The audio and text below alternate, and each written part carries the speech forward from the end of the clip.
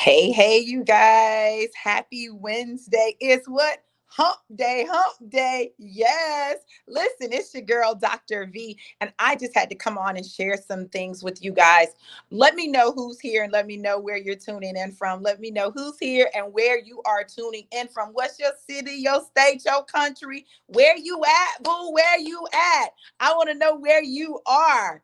Listen, I'm telling y'all, this live is getting ready to be lit. Go ahead, take a minute and share it with your followers so that they can check it out as well. Because I'm telling y'all, you're going to want this word. This word is going to bless your very soul, especially right now. Especially right now. So let me know who's here, you guys. Let me know who's here. Who is in the building, y'all? Who is here? Who is here? So let me tell you why I'm doing this live. Hey Eileen, how are you, gorgeous? So good to see you. I miss you, boo. Let me tell y'all why I'm doing this live, right? Let me tell you why I'm doing this live. Listen, baby, let me tell you. I don't know about you all. I don't know about you all, but I know that for me, God made me some promises. God made me some promises. He said there were some things that he was going to do for me, some things that, he was going to manifest in my life, and they have not all manifested yet. All right, Aquia. Hey, boo boo. She's over there on YouTube. Whitfield, what's up, sir? Yeah, I know you are, honey. You in quarantine. We need to talk. We need to talk. I'm so glad that I saw you because we need to talk. And happy friendversary, Whitfield. Our friendversary was yesterday. Okay. So listen, I'm doing this live because what I know is that God made me some promises for 2020. He's made me some promises for my life, and they've not yet manifested. And what God has been impressing upon me is that it is redemption time. It is redemption time. You know how sometimes, people will just count you out. They'll count you out. They'll say, oh, you can't do it. You'll never do this. You'll never do that. Hey, Patrick. Well, listen, I came to tell you that God came to redeem you. And not only is it redemption time, and he's going to redeem you, he's also going to redeem the time. He's going to redeem the time. Now, I know that you thought that it was going to take you a long time to get to this place that God promised you, to get to this place that he showed you, to experience what it is that he has already deposited within your spirit that you know you want. You know you want it. You know it's there. Well, listen, this is the time when God is getting ready to manifest it quickly like that. You're going to discover that all of a sudden you're going to look up and your life has changed. You're going to discover that all of a sudden you look up and things have shifted. You're going to discover that the ones who have been the naysayers, the haters, the ones that have been making all the negative comments, listen, they are going to have to eat their words. In the Bible, there is a story, and in the story, God tells the prophet to eat the scroll. And he eats the scroll. He puts the scroll in his mouth, and the scroll it's bitter, right? First it's sweet, it tastes sweet, but then he swallows it and it's bitter.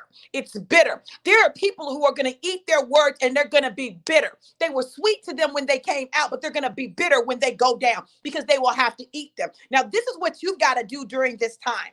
During this time, it is imperative that you seek the face of God for what it is that he needs you to do. Seek the face of God for what he needs you to do.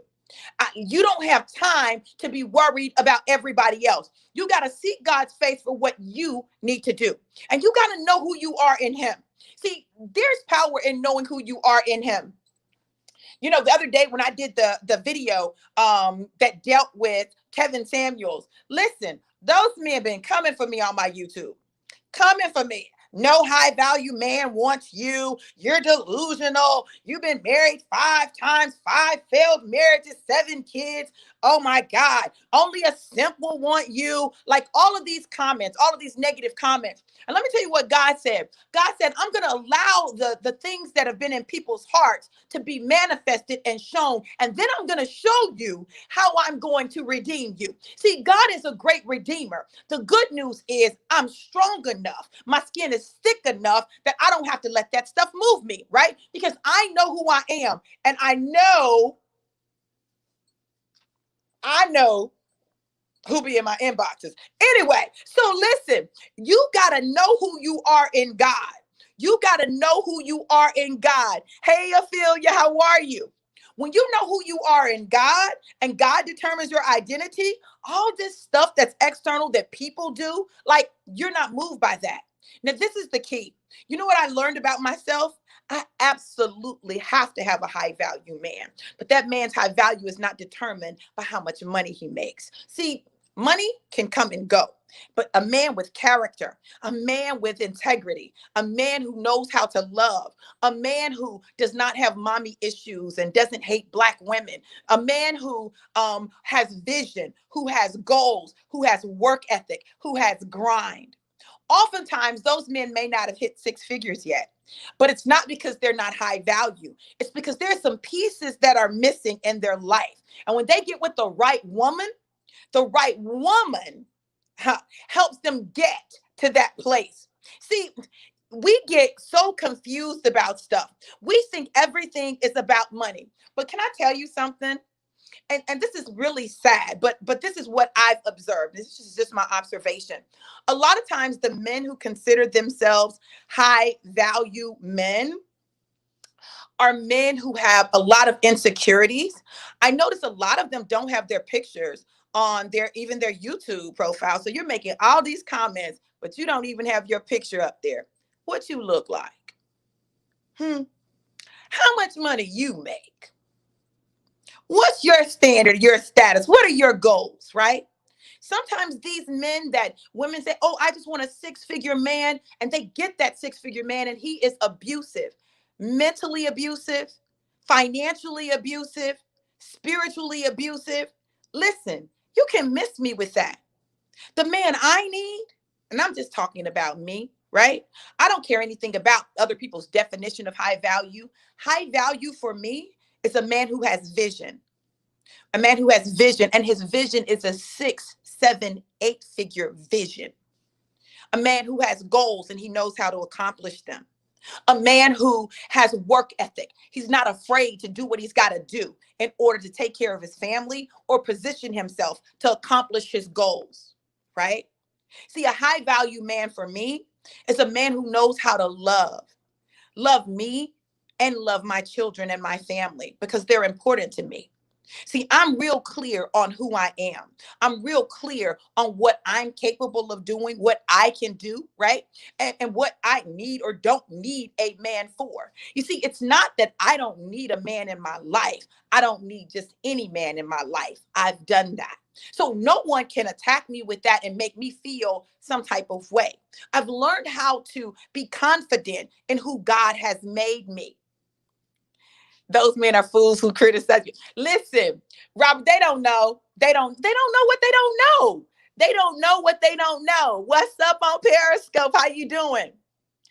A lot of times people are imposters, right? You know, they put up this front for social media, but it's not reflective of their real life. I think the thing that separates me from a lot of people on social media is I'm not afraid to be my real, authentic, genuine self. I'm not afraid to share my real, authentic, genuine life. I'll never tell anyone that I've never made any mistakes, but I tell you, I never made a mistake that took me out because I'm still here. You understand? And so when you understand that, then you move differently. This I know is my redemption time, and I see that redemption showing up. Let me tell y'all something. I've been trading since 2016, and I had someone say something to me that really caused me to doubt myself and question myself, and then I began to stop. I stopped trading for a while.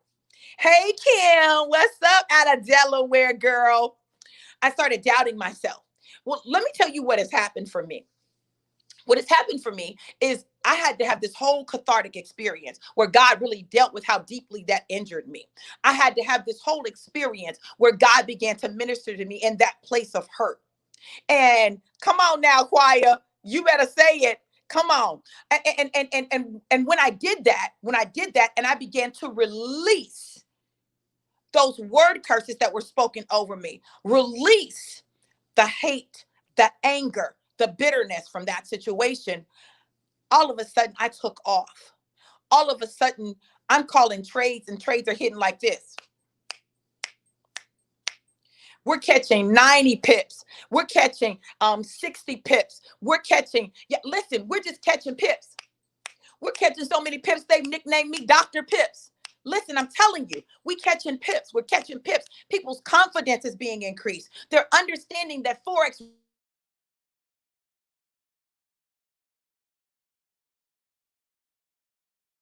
and they're also understanding, hold on one second. Let me send this message. They're also understanding that they can do it. See, a lot of people spend their time trying to put other people down and make other people feel like they're less than. I spend my time making other people know that they are good enough, right? That they are made in the image of God and the likeness of God, that they have value. See, I don't need to put anybody down. It doesn't matter. It doesn't matter who you are. It doesn't matter what you've done, that you still have value in God's eyes. Even the people that attack me. Thank you, Robert. You're one of the realest people I know. Thank you. Well, listen, this is me.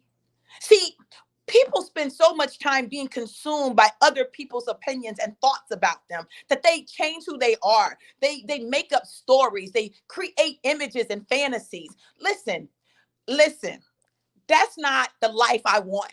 See, when I tell you that I'm living my best life, it's because I'm living my best life. I'm living a life of authenticity. I'm living a life that is real, a life of love, a life of positive energy, a life that builds other people up, a life that sets people free. Like that's what I'm living. It's what I choose to live. That's what living my best life is, right? I'm living in a home that I love. I'm living here with my family, with my youngest children who I love and love being around. Listen, it's real for me.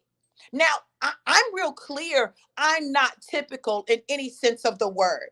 I'm not your typical woman, right? I'm not whatever that is, right? Because people have all of these notions about what is typical and what a woman should be and what a man should be. Listen, can we talk for a minute about what we as people should be? We should be loving, caring, compassionate. We should be respectful. We should show honor. Like these are principles and concepts that get you to the top of your game and allow you to stay there. The other stuff, you may make money, but you find yourself hated and hated rightfully so, right? Because of how you treat people. How you treat people matters. It just does. It matters. But some people are going to be mean and they're going to be nasty. It's the nature of the internet, right? The internet is the only place where ordinary people can attack other people and come off as superior. Narcissists can, take over things and do things. Listen, but that's not my issue. That's not my issue. Listen, because my thing is, I want the people who are called to me, drawn to me, to know who they are. I want the men around me, the men that I'm connected to know that there are women who believe in you. There are women who recognize you as the kings that you are. There are women who support you and cheer you on and root for you and want for you to win. There are women who aren't waiting for you to get to six figures in order to see your value. Listen, I'm just telling you, like, now, if you're a woman and you want someone who is already making six figures and you're already making six figures, like that's your business. You're fine. I don't have anything to say about that. But what I am going to say is this, we need to make sure that we are supporting and encouraging one another. The reason that the Black community is in the state that it's in is that the tools of division have been used against us historically and systematically since slavery. The greatest attack that the slave master did was the attack on Black men and women. That was the greatest attack, right? When he drove a wedge between us and he made us competitors instead of teammates, it changed the game. If I have to be in competition with a man, he's not a man that I need to be in a romantic relationship with. He's not someone that I need to be trying to build a life or a legacy with, right? Because you're not going to do it because you're going to be one up and like, I don't have time for that. See, I understand for me, I need someone who can come alongside me and we can align our visions and see if our visions align. And if they do, we can support one another in accomplishing our goals. See, we can build an empire. When you look at Cookie and Lucius on Empire, the time when they were least effective were the times when they were at odds with one another. Before they had made all the money, Because they were on one accord and they were working together and they were building together, they were able to do some incredible and amazing things that laid the foundation for the empire that Lucius ran while Cookie was locked up. When she got out, the times when they came on one accord, it was always more effective. It was always better. It was always more productive. You all stop allowing the enemy to deceive you and make you think that your value is in these external, superficial things. It's not. Your value is in your spirit, it is in who God has created you to be. And because of that, when you stand on that, when you know that for a fact, that other stuff can come to you because now you can handle it with grace. You can handle it with grace. I remember during the pandemic when God had told me to teach the Corona Proof Your Life class the end of March. And I taught the class the end of March and the beginning of April. Well, from April to the end of July, I had my first like $10,000 plus months, right? And I had more than one of them, okay?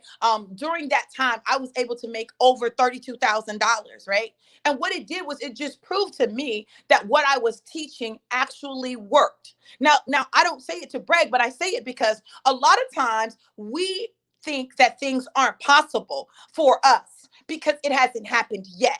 But there's some things that maybe you need to do, some things that need to manifest in your life for it to show up. What good is six figures, but you're miserable? What good is six figures, but you spend it all? What good is six figures, but you have no character and no integrity? What good is six figures if all you do is you do it to you use it to lord it over other people and make them feel less superior because they're not making six figures? I grew up, and I want y'all to hear me because people make a lot of assumptions, right? I was talking to my son yesterday. I was talking to my son yesterday, and we were talking about my brother. We were talking about my life. See, what a lot of people don't know looking at me is I grew up in a 3-room house without any indoor plumbing. You know, my grandparents raised me. No one in my family had ever been to college, and I went to college and college got a PhD, became a college professor, and not just a college professor, but a tenured college professor. You see, all of the odds were against me. I had my first child. I got pregnant at 19. I got pregnant the second time at 19, had my baby at 20. So I had my first child at 20 years old. I've been a mother since I was 20 years old. And so everything that I've accomplished, from my bachelor's to my master's to my PhD, to becoming a professor, to becoming a tenured professor, I've done all of that with children. Everything I've done, like for the majority of my life, I've done with children, right? And so my accomplishments are not just mine. They're accomplishments for my family. They're accomplishments for my community. They're accomplishments for those people who feel like they can't do it and they're not good enough. See, I always knew that it was bigger than me. Now, we were talking and we were having a conversation because yesterday would have been my stepfather's birthday. And he died a few years ago.